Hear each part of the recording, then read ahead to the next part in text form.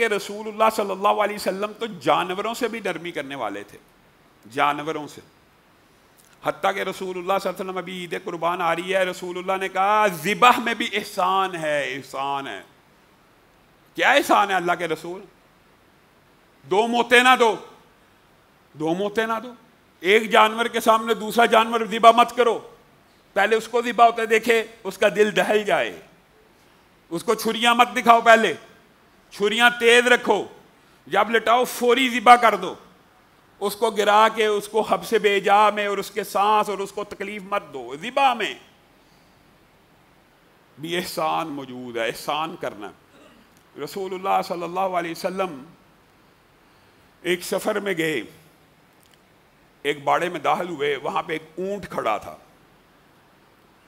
رسول اللہ اس کے پاس گئے تو اونٹ کی آنکھوں سے پانی ٹپکنا شروع ہو گیا. رسول اللہ صلی اللہ علیہ وسلم سے پیار کیا اور کہا کہاں اس کا مالک؟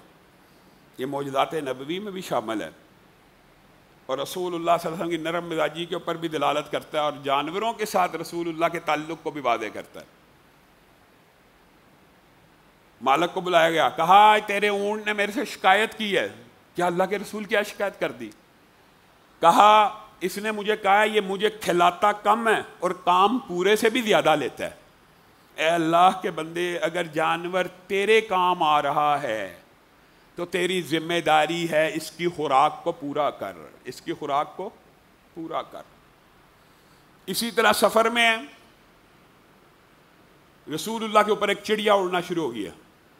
رسول اللہ اس کی طرف دیکھتے ہیں، اس کی پکار کو سمجھتے ہیں.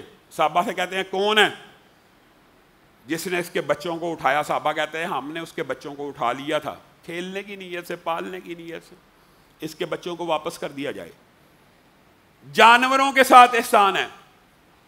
رسول اللہ صلی اللہ علیہ وسلم نے فرمایا ایک عورت صرف اس وجہ سے جہنم میں موجود ہوگی کہ اس نے ایک بلی کو کس کے باندھ لیا اور پھر اس کا خیال نہ رکھا، یعنی رسی سے باندھ لیا اور اس کا خیال نہ رکھا کہ کھانے کا ٹائم کیا، دودھ پینے کا ٹائم کیا، اور وہ بالآخر بھوک پیاس سے آہستہ آہستہ مر گئی. وہ عورت کل جہنم میں ملے گی اس ایک عمل کی وجہ سے کہ کاش اس کو چھوڑ دیتی.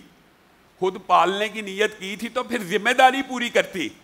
اگر نئی نیت تھی، اگر نئی ذمہ داری پوری کر سکتی تھی تو چھوڑ دیتی، وہ خود اپنا شکار کھا لیتی ایک بلی کی وجہ سے. اور دوسری حدیث رسول اللہ صلی اللہ علیہ وسلم نے فرمایا جنت میں ایک ایسا شخص بھی ہوگا جس نے ایک مرتبہ زندگی میں ایک کتے کو پیاسا دیکھا ہوگا اور کتا پیاس سے ہلکان ہوگا. اس بندے نے اپنے لیے پانی پیا اور پھر وہ کنویں میں اترا اور اس نے سوچا جیسے میں پیاسا تھا، جیسے مجھے پیاس لگی ہوئی تھی، یہ بھی اللہ کی ایک مخلوق ہے، اس ٹائم پیاس سے مرنے کے قریب ہے. اس نے اپنے موزے میں پانی بھرا اور کتے کے سامنے رکھ دیا. کتے نے پانی پیا. کل جنت میں تم اس شخص کو دیکھ لو گے.